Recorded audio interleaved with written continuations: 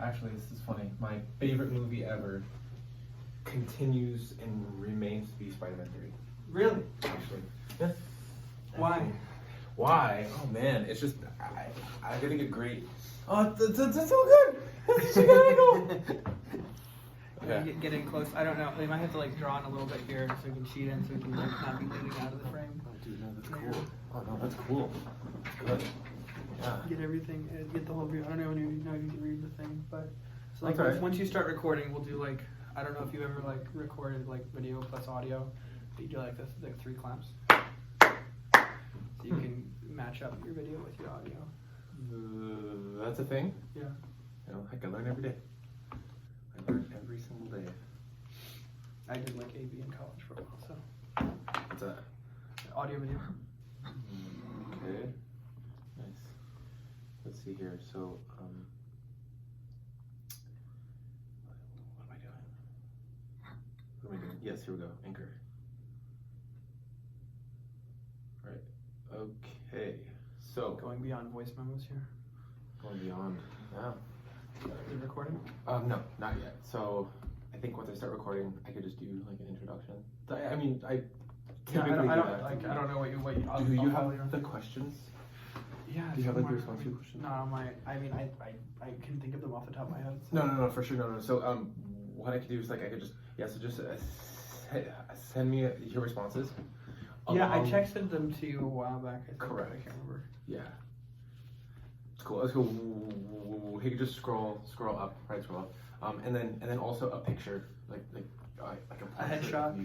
Perfect. Yep. Of that, so I can advertise like today, and then post. A good hair day. Absolutely. Leave my hat on to cover up my messy hair. I need to get a haircut.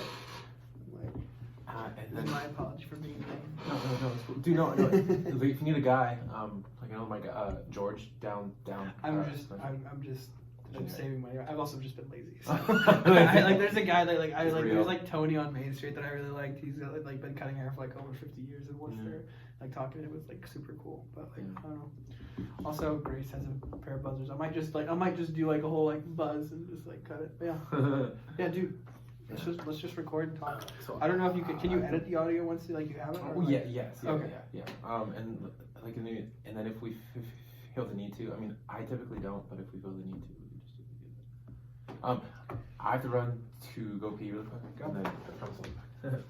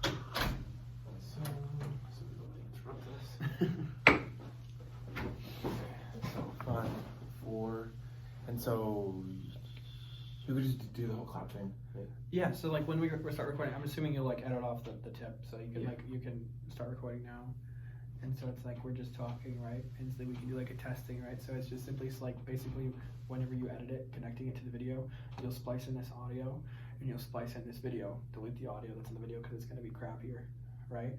And so then basically to match them up, you match up the claps that you hear on the audio with the claps that you see on the video. So it's like. You will have to show me how to do this. Yeah, I don't like if you have iMovie. You have a Mac. No, I don't have a Mac. Well, I mean, like I guess can but like even just that, like you're just like. Great. Yeah, as long as we like match up the right clumps with the right things. Yeah. That'll be good. Yeah. Awesome. Cool. So 5, 4, 3, 2, 1. Hello, everybody. My name is Andrew Palacios. Welcome back to the Drew Cali Podcast. Today, we welcome Mr. Benjamin Marsh of Focus. Hello. And he'll be with us today to discuss some interesting stuff. So, What is it that we were talking about previously? It was like I couldn't forget. Well, yeah. I mean, first I want to ask you, like, do you know what Focus stands for? Like, I don't want to put you on the spot or anything like that. No. Okay, let's see. Let me guess. FOCUS. It's probably it's an acronym. Is it? Yeah. The F stands for fun. No, it's not fun. F is for friends. No. Yeah. Okay. So F is what? It's Focus stands for the Fellowship of Catholic University Students. Wow. Right. That's awesome. So it's a very popular word. Every time somebody says the word focus in a conversation, they'll look at me and say, like, kind of make a pun look at my face, and it kind of gets, you good there? You're gonna die. What? See, this is why we have video, so you can see, you can get the full experience. Okay. So if you're listening to this on audio, Andrew just nearly choked himself to death. Yeah. With some fair trade coffee. Fair trade. I mean, like, it's better to choke over fair trade than not fair trade. Yeah. Oppression. Anyway. Oppressive coffee. Oppressive. Done enough damage. That is absolutely true. I'm just serious. Okay. Yeah. No, but so Focus is, excuse me. It's an organization of about 700 missionaries across the United States and across the world. We have about, I think, we're in different countries. I'm trying to remember them off the top of my head right now, but we're in places like Ireland, England, Germany. Wow. I want to say Austria, but I'm not sure off the top of my head. But yeah, so we have, over 700 missionaries at 163 college campuses.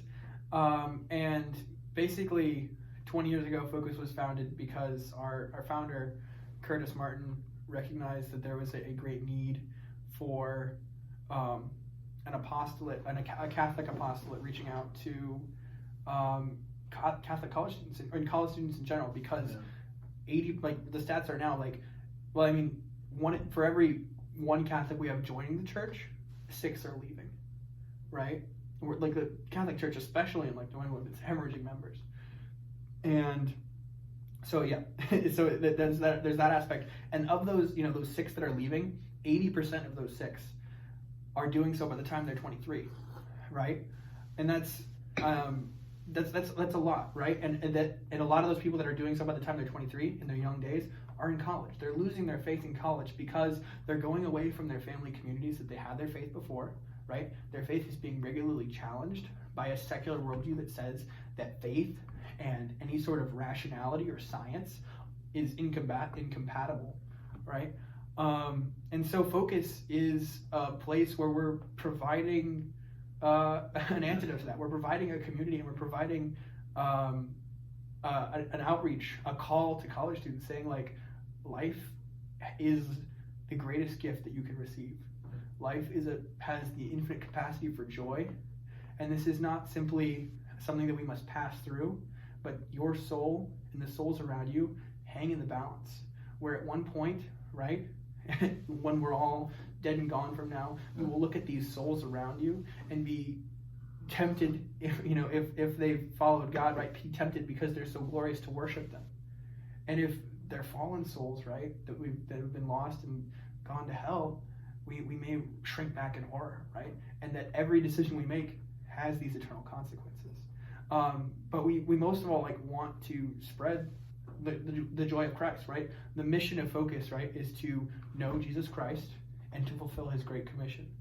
But that's a bit about Focus, right? We want to fulfill the Great Commission, which is in Matthew 28, basically where Jesus says, before ascending into heaven, He says, "Go and make disciples of all nations, baptizing them in the name of the Father, Son, Holy Spirit, teaching them to do all I have commanded you."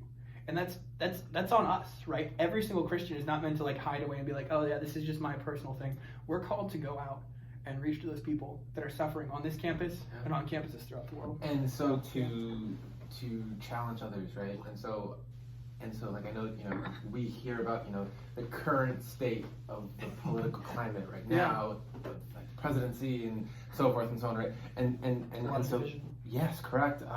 You know, I've taken this biology course here, and the professor said, you know, like we're talking about polarization, and apparently the nation is divided on key issues. But my question is, okay, well, how have you in the focus group, right, in general, dealt with this relativism, right? This, oh, well, God is only what the person wants to believe, and God is not real, or sort of only believing what the people want, right? And so I think I'm butchering this, but like, I guess what I'm trying to say is, or ask you is, how do we as Catholics, right, best deal with those who say, I don't have to do that, I don't have to do all that Catholic stuff, because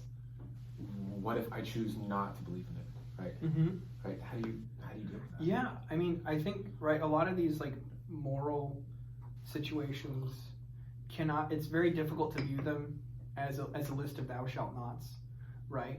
And I think that's what a lot of people in New England rebel against, right? It's like they view it as a very constrictive society that like wants to just hold you back, because they don't see the greater reason behind these rules, right? The greater reason why we don't want to have sex outside of marriage, why we don't advocate for recreational drug use, why we say like, hey, don't get drunk, right? Like we're pro alcohol, Catholics love to party, but like but we don't want to like overdo that, right? And completely get wasted. But the reasoning behind it, right, I think has to start with the existence of God, and a God that completely loves you, right? Mm-hmm. And there are arguments, right, for objective reality and objective truth, and you can reach that on your own. But unless a student comprehends or sees that the reason why these rules are in place are because there's a God out there that loves them so much that even if God stopped thinking about them for a moment, they would disappear, right? That loves them into existence and continually holds them in existence and calls them back to him. If you don't have that in mind first, the rules are going to sound very restrictive, right? Like it's in the same way, like that's how, like we have in the story of Adam and Eve, right? That's how the serpent gets at Eve and gets at Adam, right? Is he says like, God doesn't love you. God told you this because he wants to hide this from you. And so it's like if you view the rules simply, if you view these laws and these rules as simply as rules that they're trying to hold us back, then they're not gonna make sense. But then speaking to your whole point about relativism, right? Yeah, we have arguments, right? Like I can argue for the existence of God, basically saying like, yeah, how is all of this here, right? Mm-hmm. If it can't, like, things can't cause their own existence, right? Like, you didn't cause your own existence. This table didn't cause its own existence. These coffee cups didn't cause its own existence, right? We have to follow the train back, right? And there has to be like a starting point, right? That's one argument. There's also an argument, I think, that like we look at the world right now, and yes, you can look at the world through a lens of chaos theory, and say like, yeah, it's just, you know, among infinite possibilities, we're just the one lucky group that everything works out right. But I think that, you know, there's a man named Whittaker Chambers from the 20th century who was a Soviet spy in D.C. Mm-hmm. And he talked about his experience of looking at his daughter's, and so he was an atheist at the time. He looked at his daughter's ear when she was like 4 years old, and he immediately thought, it wasn't even like it was deep inside his consciousness, but he just like immediately reacted like, that was designed. That couldn't happen on its own. You know what I mean? Yeah. And so it's like even coming from a stance of evolution, right? There's something that's like guiding those spheres of time. Intricate changes. Yeah, those intricate changes where it's just it's not happening on its own. Something is agitating it forward. Yeah. And so when it comes to like objective reality, I think it really comes down to like the existence of God. You can argue for objective reality on its own, but the first place where it comes down to is like God exists and God loves you, if you can admit that, everything else will follow, right? The very idea, like if you can like get to the point like the truth exists and the incarnation happened, we can move forward from there. But everything else we can kind of feel out, but we need to reach that point first. Yeah, and so I was talking to Alex Rustin, right? Mm-hmm. Like, right, and he was saying, well, he had this one comment that I really think is important. It's okay. He said we don't fully understand what happens in the Mass. We will never fully understand what happens during the Mass, and that's very interesting, right? Because I like to think about it as, okay, well, there are all these intricate thoughts that pop up into the human brain, human consciousness, right? And there could be some magnificent realization that happens in this inside of this person, but not in this person for a reason, because God designed, right?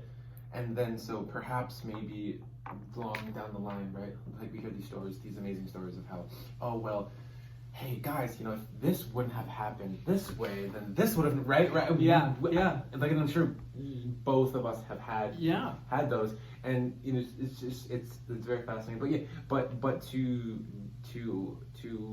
address your point of objective reality, right? And sometimes people have issues with accepting any statement that does not have a basis purely in objective reality, right? And right, so I believe, right? I mean, how would you address and I think people? like when you talk about objective reality, right, we have to like define our terms, right? Like, so what do we mean by objective reality? I think what a lot of people want to believe when we talk about objective reality is like observable scientific reality, observable right? Scientific. And the issue with that is that like yes, we can inductively, right? Like we do the same experiment over and over again. We can inductively reason that gravity is a thing, right? We've experienced it over and over again. I'm not going to drop anything on the table right now, but like we know that like if I poured out my coffee mug, the coffee would spill out. And I think that's what we mean by objective reality. The fact of the matter is, though, that like I think there's certain limits of scientific reality. Of course. Right? And so the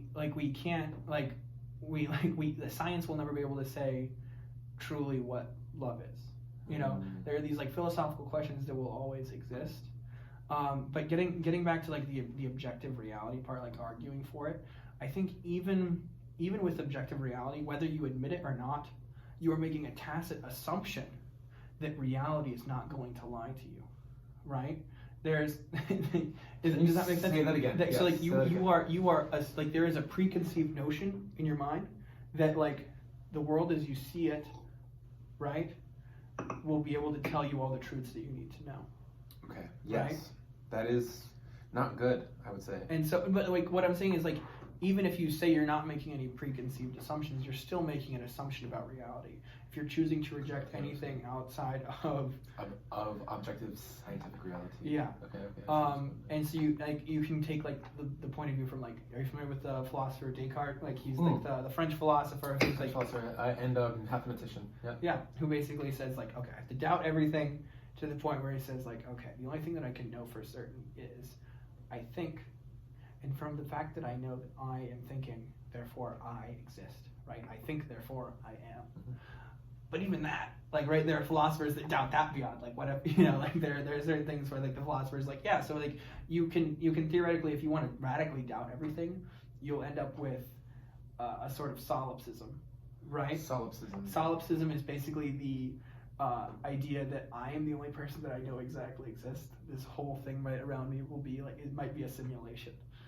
Or like like this is like something the Matrix. That's crazy. That's like something out of like philosophy, but like that's like something that people want to like that some people believe in because they say we can't know for certain, right? And so in a sense there's always gonna be the question like what do you put your faith in, right? Are you putting your faith completely in your senses, right? Are you putting your faith in your reason? Are you, like there's always going to be that little jump of faith. Like we can always radically doubt something, and that little bug of what if will sneak in. But I think that we can look reasonably at the world around us and say there is a world that exists and things that exist that did not cause their existence. Okay. There is like everything we look back to, and we look to like even like the Big Bang, right? There's this like the primordial soup, that tiny thing that like before it exploded. What caused that to explode? What caused this like matter to exist? And even beyond that, like in a sense, there has to be something that keeps it going, right? Like a tree does not hold itself in existence on its own. It needs water, and it needs, it needs air and things like that. And so we can logically reason that back to the point where there has to be something whose existence, like if we follow it back, like so there are like things like this table required a human to exist, right? And you as a human required your mom and dad to come together and make you to exist, right? Yep. And like that you can follow that train back, but we have to follow that train back up the line to the point where there has to be something causing things to exist that doesn't need initiation. An initiation, mm-hmm. whose very purpose of being is existing, and that is what we call God. Mm-hmm. And I think that's a very rational way of looking at it, in quote unquote objective reality. And so, right, acting as the person who will always doubt the existence of God, right? I mean, if I was a person who wanted to assert atheism and agnosticism on the world, I would say, I would challenge you and say, well, Ben, nothing can be created. Something cannot be created out of nothing, and thus this ultimate creator, as you say, this higher being creator, based on your argument, is or was created out of nothing. So that is therefore impossible, and I have thus disproved the existence of God. Well, I think it's like the way we view like being, right? This thing which caused, right? Because like if he must have been created, then he wouldn't be God, and whoever created him must be God, right? Does that make sense? It's like whoever created that being that you were calling God must be God. So there must be an uncreated creator, something that exists out of any like material reality. Yep. That like goes beyond. And again, it's like what you talked about, right? Like with Alex's line about how we can't fully understand it. It's how do I describe it? It's a mystery that we cannot fully understand, being in its most simple sense. Mm-hmm. But so it means we can't know everything about it, but it doesn't mean we can't know nothing about it, if that makes sense. We can know some things about it, and we can continue, like that's the whole point of these great mysteries, right? Is that we can continue to grow in our knowledge of them, but we will never fully. It's like a bottomless ocean in a way. And so that ties into the fundamental nature of what it means to follow Catholicism, right? Because look, okay, we talk about aspiring to perfection always. We will never be perfect, but we ought to always strive to perfection. And right, so taking that aspect of Catholicism, right, infinite love, right, that's, we're always called to infinitely love, but we will never be that perfect, right? We're supposed to like love endlessly, right? Like we're called to, and like when we talk about love, like we have like so many definitions in the modern world, like what is it even to love, right? But like I think at its most, like, I mean, like, how would you define love? Like, is love a feeling? Well, love is not. That is really tough because, okay, so I have not two dichotomies, two sides that I think will always be thrown around, right? The subjective and the objective, right? For viewers out there who don't really know or who don't have a clear grasp of what I'm speaking about, the subjective is the very opinionated, right? The objective, the personal, right? But the objective is very fact-based. It's very truth. It's like those facts that you can go and say, no, Ben, you're wrong, or no, Danny, you're wrong, right? I can say that I can dunk a basketball hoop, but like anybody who knows me is like, no. I look more like a basketball than a basketball dunker. So, it's like that's an objective reality. It's like that I cannot dunk. Right. It is objective reality that I can take this, release it, and it will make contact. That is objective, right? Subjective reality. I like tacos. Is like I feel like if you do that, it's going to be offensive to me, right? It's like right. So okay, it's so strange. Okay. So subjective realm, domain, objective domain, realm. Okay, love, I will have to assert, is equally of both realms. So 50% is in the subjective realm, and exactly the other 50% is in the objective realm, because because love needs to be in both realms. Right? It needs to be both realms, because and so I can give an example, small example. I will do my best to make this example succinct. So let's take, for example, one act of love. Okay, let's say I love Ben. Okay, I assert that to myself and to the world. Right. Me asserting it to now. Hold on, wait. Let's backtrack here, because I want to be careful with this. Okay, I love Ben, right? That is a feeling I have, right? So that is the 50% subjective, right? And so the subjective realm deals with both how I feel, right? How I truly feel, right? Yeah. And how I make you feel also. Because I think true love, right, is both me actually loving you within my heart, and also making it known that I love you, right? Right. That is the subjective. Okay. The objective would be, okay, me acting that out in the world, because I think a case could be made for this, right? If love does not manifest itself in the world, then it's not true love, right? Because we can sort of say, oh, I love you, but then how is that objectively proven? Yeah. How can that be seen? How can that be realized? In the daily mass readings that we've been having in the Catholic Church, we've been reading through the book of James, right? And he says that faith without works is dead, and I'd say that love without works is dead the same way. It's the same concept, yeah.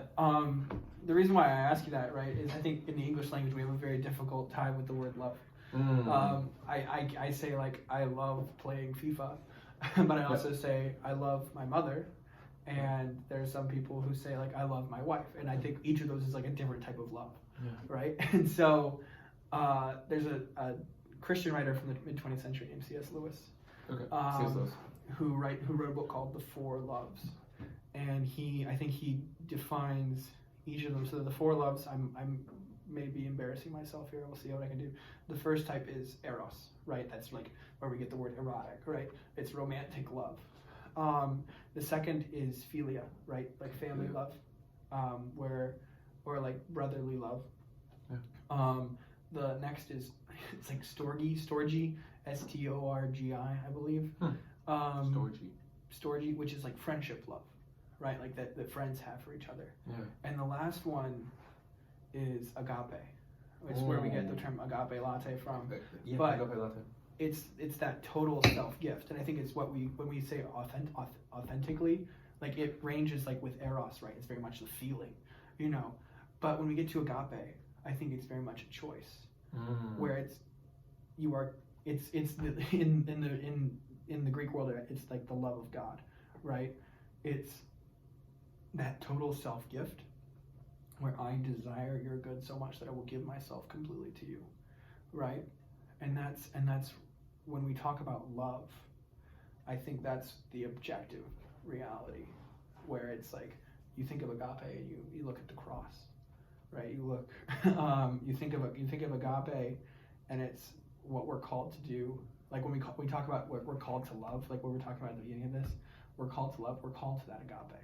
We're called to take up our cross and follow Him, to give ourselves completely, not just to Him, but to each and every person around us because of Him, right? Jesus says, whatever you did to the least of my brethren, you did to me. And so we have to lay down our lives.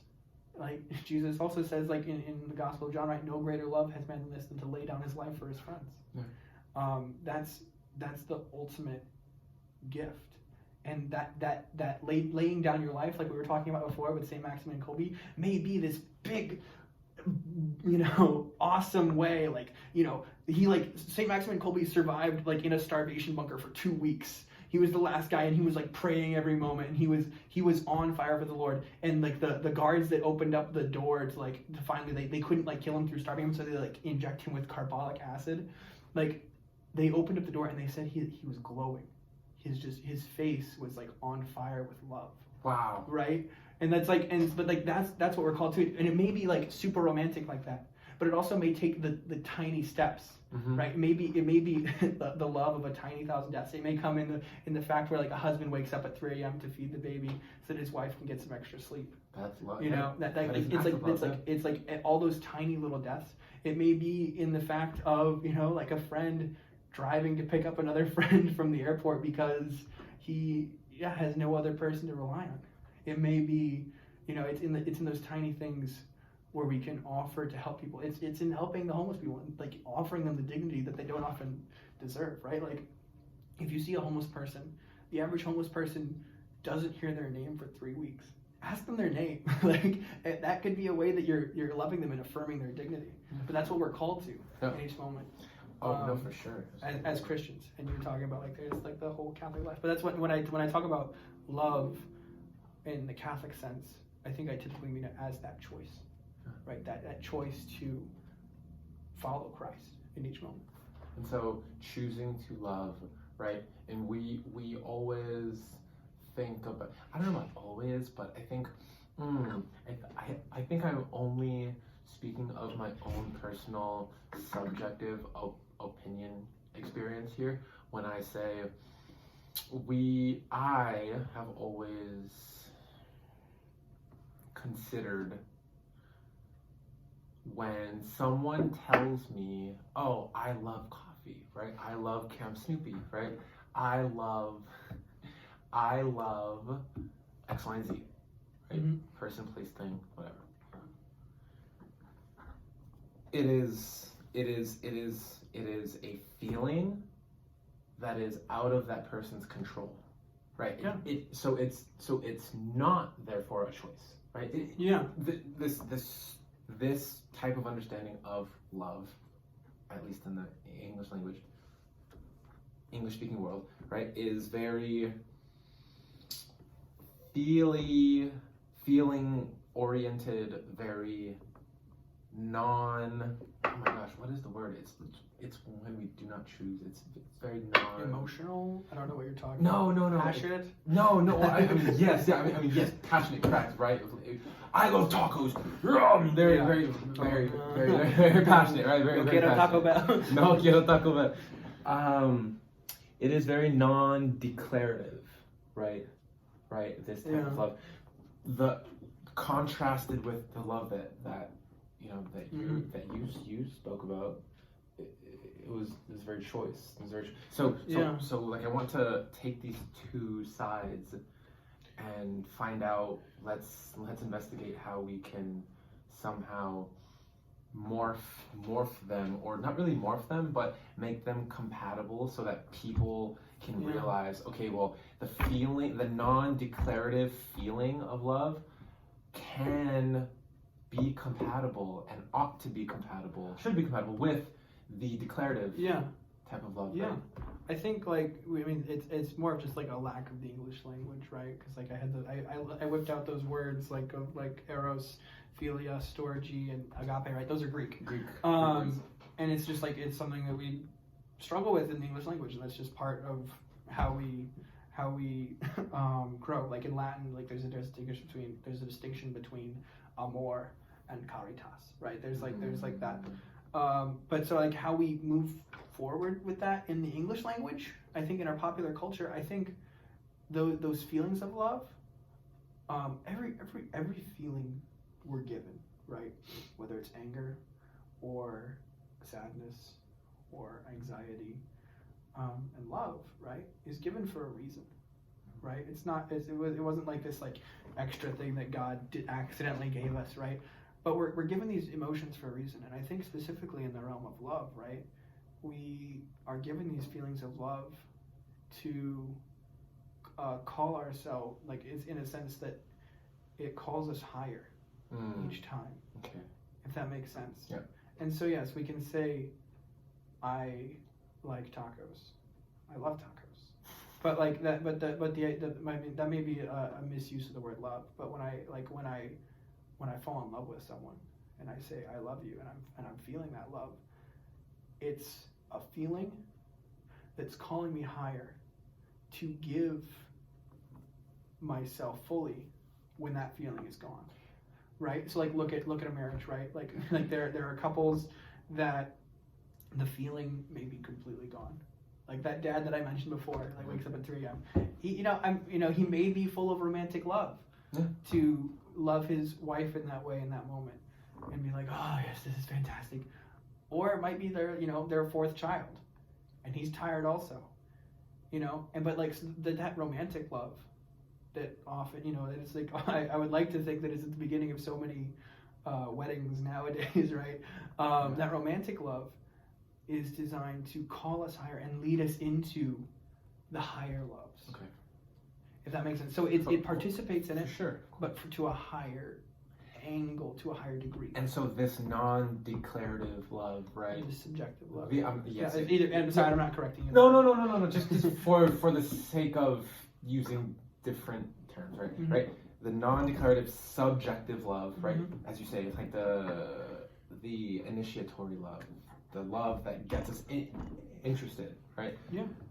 That woman, that man is beautiful or handsome, right? I'm going to, I feel it, right? It's not a choice for me. I feel it, right?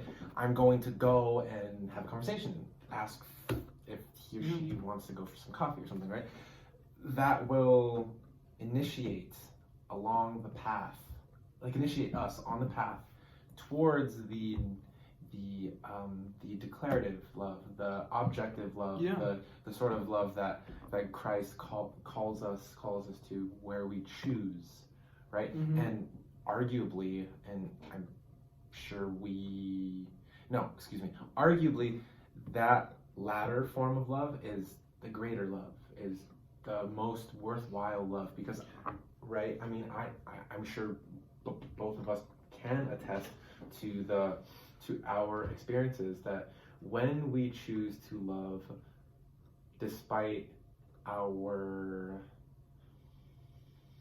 frustrations, right? We feel better. Yeah. About ourselves. It's true. Yeah. And I think that that way of love, right, that continuation, not only happens in marriage, but it also happens in our relationship with God, right? That I think it's very hard to choose to love God if you haven't, in a sense, started to, like, we call it falling in love, right? And it's like, and so it's sometimes very difficult for people who haven't had that emotional experience and acceptance of God. In my own experience, it was, I agreed intellectually that God existed, but I had no concept of falling in love with him. And so it was very tough for me to want to live virtuously because I didn't know God's love, right? I knew it, like, intellectually, but I didn't know the why. I didn't actually experience it. And so I think that I'm trying to tie it all together now, but I think that we can engage with the people in our society that love, we people in hookup culture, people who are doing drugs, and people who are doing